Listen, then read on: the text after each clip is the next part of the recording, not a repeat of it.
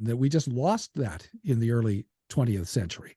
People just quit talking about it because they lost confidence in it. You see it in Gerhardus Voss. He was teaching it, and it's in his Reformed Dogmatics, of course, till it came out in English, published by Logos and Lexham. It wasn't available to very many people.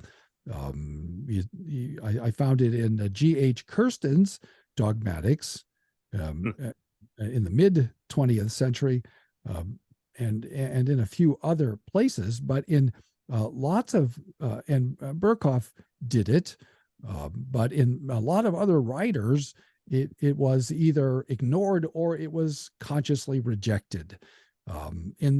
For a long time, the only English language popular introduction to covenant theology was Palmer Robertson's Christ of the Covenants. Yep. He rejected both the covenant of works and the covenant of redemption. And Mr. Murray was not a fan of the covenant of redemption, and he was at least uncomfortable with the language covenant of works. And he preferred to talk about the covenant of creation.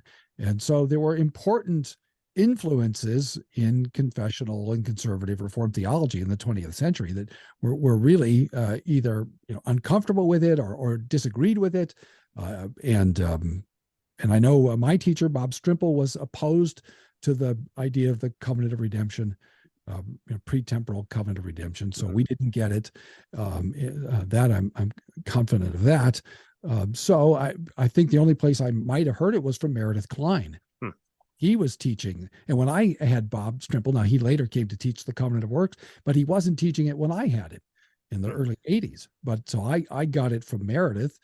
He taught us the covenant of works, and he taught us a little bit about the covenant of redemption, not at great length.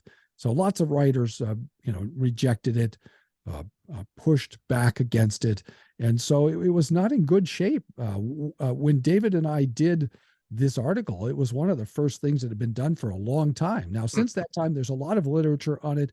John Fesko has written published 2 books on the covenant of redemption.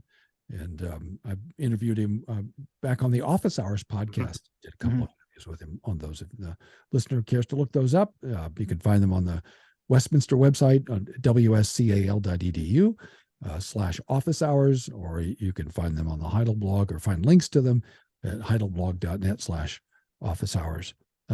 Bart obviously was not a big fan of the covenant of works, hated the covenant of works, rejected it, and he rejected the covenant of redemption as unbiblical, and he was probably the most influential Reformed theologian of the 20th century. I didn't say best, I didn't say most orthodox, I just said most influential. Yeah, right. Those are different categories.